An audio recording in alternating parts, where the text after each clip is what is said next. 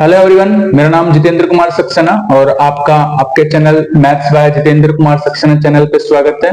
आपको पता है एसएससी सीजीएल की जो एग्जाम की डेट्स हैं ये आ चुकी हैं, तो इसीलिए आपको एसएससी के पीवाईक्यू की जरूरत है और पीवाईक्यू के लिए मैं आपके लिए आ गया हूं और मैं पीवाईक्यू पिछले सालों के आपको करवाता रहूंगा टाइम टू टाइम, ताकि आप लोगों को इस तरह के क्वेश्चंस में किसी तरह की कोई समस्या नहीं आए।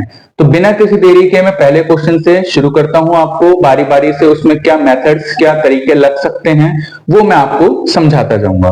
तो पहले क्वेश्चन से शुरू करते हैं कि अगर किताबों को 200 से 260 के बीच के किसी मूल्य पर खरीदा गया है, ठीक है, और उन्हें बेचा गया है 250 से 300 के बीच के किसी एक मूल्य पर, ठीक है, किसी एक रेंज पर, तो ग्रेटेस्ट पॉसिबल प्रॉफिट यानी कि अधिकतम जो लाभ का मूल्य, संभावित जो लाभ है वो क्या होगा अगर 25 किताबें बेची जाएं, ठीक है। 25 किताबें बेचने पर अधिकतम जो संभावित लाभ है उसका मान कितना हो सकता है? ऐसा कब है? जब आपने खरीदा 200 से 260 के बीच में किसी एक मूल्य पर है और बेचा 250 से 300 के किसी एक मूल्य पर है, ठीक है।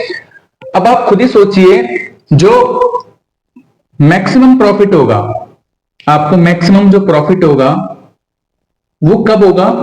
जब जो सीपी है, जो इस खरीद वाला मूल्य है, ये तो बहुत कम होगा, जो सीपी है ये तो कम रखना है आपको, ठीक है, और जो एसपी है यानी कि जो बेचने वाला मूल्य है वो बहुत ज्यादा रखा हो, ठीक है। तभी ऐसा पॉसिबल है क्योंकि आपको पता है प्रॉफिट एसपी में से सीपी को माइनस करके निकाला जाएगा, यानी एसपी माइनस सीपी करते हैं तभी प्रॉफिट आता है। तो एसपी जितना ज्यादा रख देंगे, सीपी जितना कम रखेंगे, उतना ही डिफरेंस आपके पास आ जाएगा प्रॉफिट के तौर पर, ठीक बात है। तो जब 200 से 260 के बीच में आप किसी बुक को खरीद रहे हैं तो इसकी जो सबसे कम कीमत खरीदने की वो 200 रुपए हो सकती है, यानी 200 रुपए से नीचे इसको नहीं खरीद सकते, ठीक है। तो आपने सीपी को सबसे कम रख के कर दिया 200 रुपए, और जो बेचने वाला जो मूल्य है ये 250 से 300 के रेंज में है, तो आप इसको 300 मैक्सिमम कर सकते हैं, यानी जो सेलिंग प्राइस है वो 300 रख सकते हैं, इससे ज्यादा आप ऊपर जा नहीं सकते। तो अगर एक बुक की बात की जाए तो आपका जो प्रॉफिट है वो 300 माइनस 200 यानी 100 रुपए का रह सकता है। एक बुक पर आपका जो प्रॉफिट है वो 300 माइनस 200 रहेगा, और आपको ऐसी 25 बुक्स को सेल करना है तो मल्टीप्लाई बाई 25 करना होगा।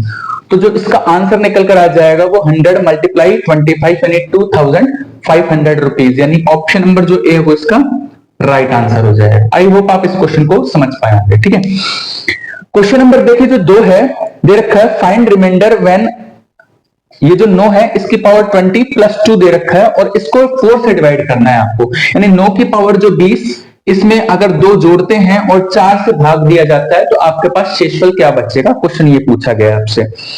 तो अब इस क्वेश्चन को आप किस तरह से करेंगे?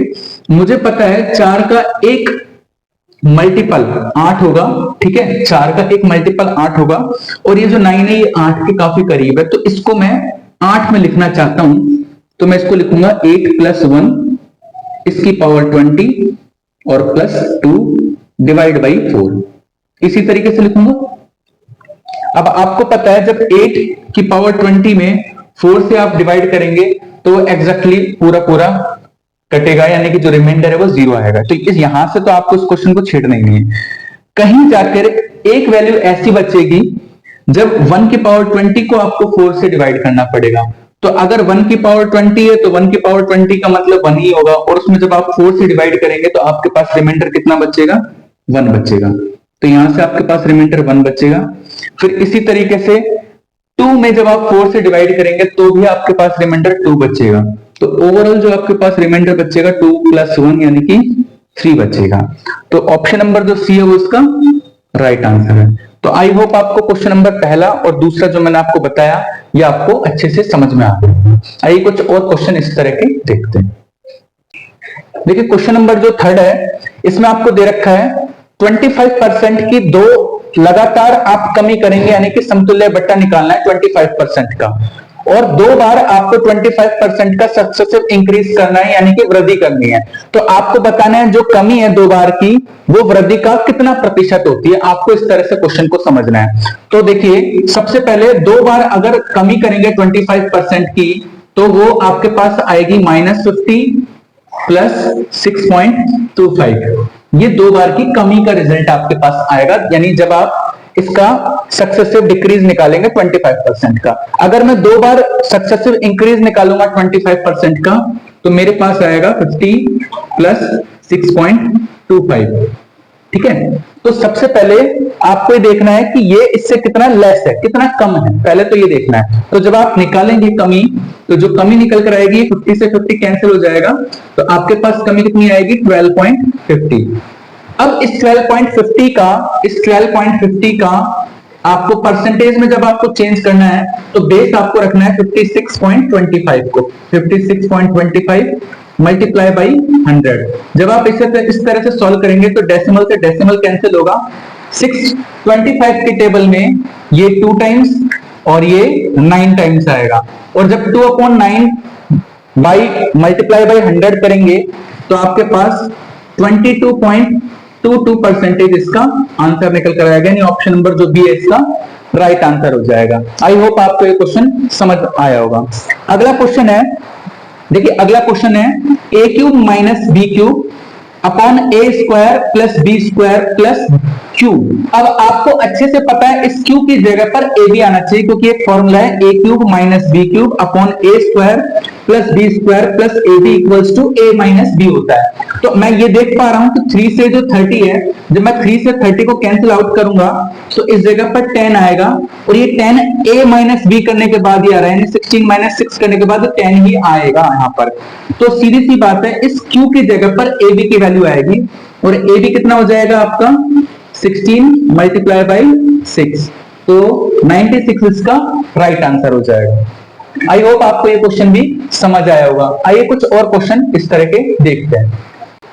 देखिए नेक्स्ट क्वेश्चन ट्रिग्नोमेट्री से लिया है।